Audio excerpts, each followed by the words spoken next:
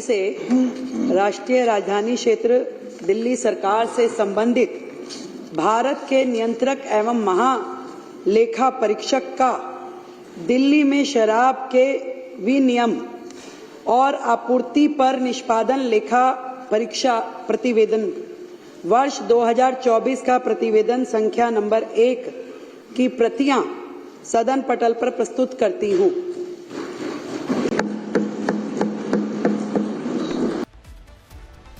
तो ये देखा आपने, सीएजी रिपोर्ट पेश हो गई, लेकिन इसके बाद भी हमले रुके नहीं है। बीजेपी के विधायक अरविंदर सिंह लवली ने कहा है कि पिछली सरकार में इस तरह के कई सारे घोटाले थे जिन्हें दबाने की कोशिश की गई। सुनिए जरा रिपोर्ट पेश करते हुए उन्होंने क्या कहा।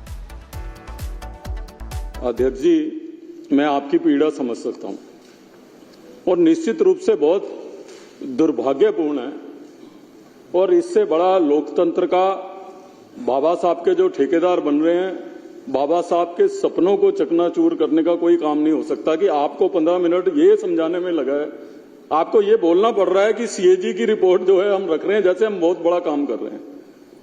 ये संविधान की प्रक्रिया है, जिस परिकल्पना, जिस लोकतंत्र की परिकल्पना बाबा साहब ने करी थी, जब संविधान को फ्रेम किया गया था, तो उसमें एक नेचुरल कोर्स में है कि कोई भी सरकार की मर्जी नहीं है कि वो सीएजी की रिपोर्ट रखे या ना रखे, मैंडेटरी है।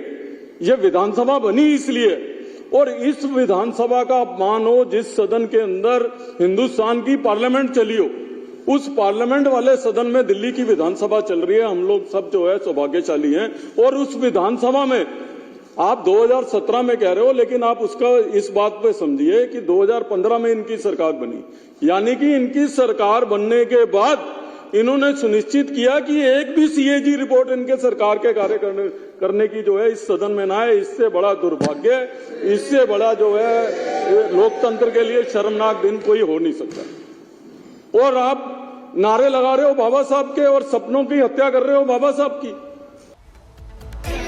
और देखिए, अरविंदर सिंह लवली को आपने सुना, एक के बाद एक सीएजी रिपोर्ट से जुड़ी हुई बड़ी खबर आ रही है। एक बड़ी टीम इस समय हमारे साथ मौजूद है। लोमस हैं, विवेक हैं, कोमल हैं। सबसे पहले कोमल, आपके पास क्या जानकारी, क्या बड़े अपडेट्स?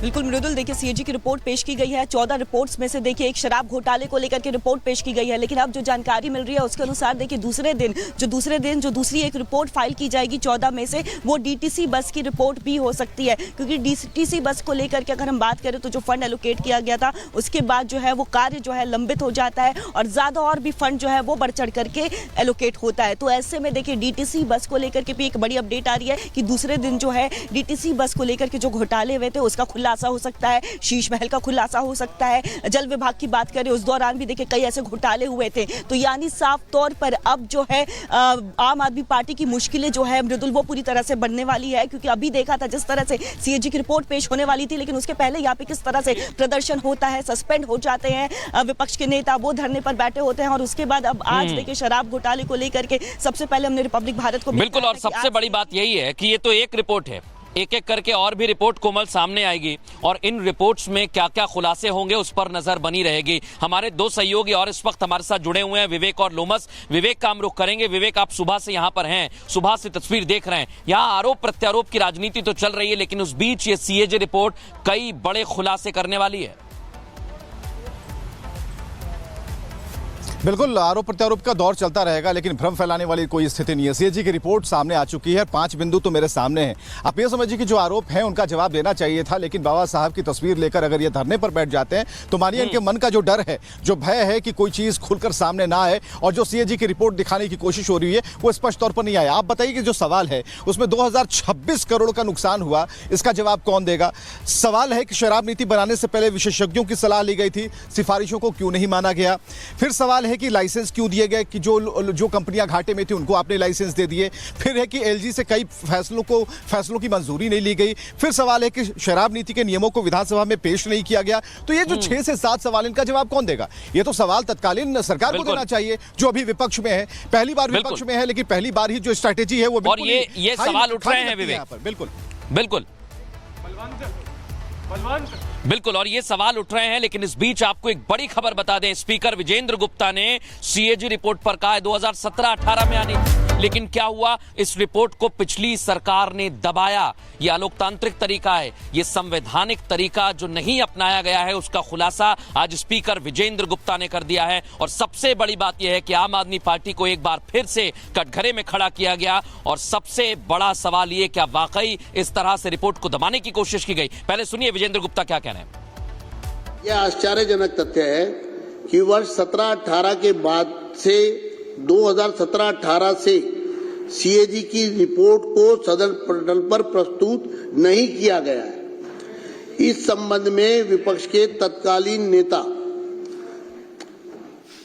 अर्थात उस समय मैं विपक्ष का नेता था, के नेतृत्व में तत्कालीन विपक्षी विधायकों ने, जो इस सदन के सदस्य भी हैं, उसमें से 5 सदस्य हैं, ने सीएजी रिपोर्ट को सदन में प्रस्तुत करने के लिए माननीय राष्ट्रपति, तत्कालीन विधानसभा अध्यक्ष, तत्कालीन मुख्यमंत्री, वित्त मंत्री और मुख्य सचिव से अनुरोध किया था।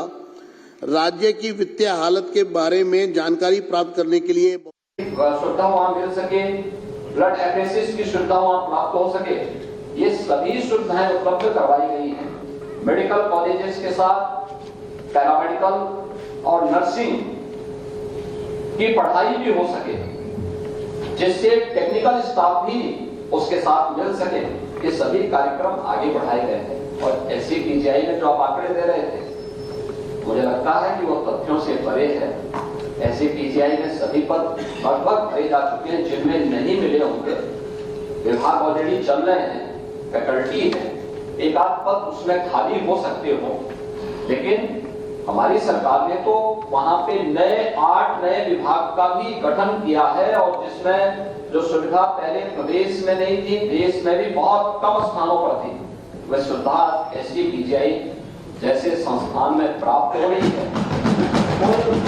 1200 की क्षमता वाला हॉस्पिटल आज 2200 बेड का हॉस्पिटल बनकर के काम कर रहा है। अच्छे संस्थान में, प्रदेश के अच्छे संस्थान में, बल्कि उत्तर भारत के एक अच्छे संस्थान के रूप में पीजीआई काम कर रहा है। मुझे नहीं लगता है कि आपके द्वारा उठाए गए मुद्दों पर कोई तथ्य भी है, और अगर होंगे तो विभाग उसको तत्परता के साथ आगे बढ़ाने का काम भी करेगा।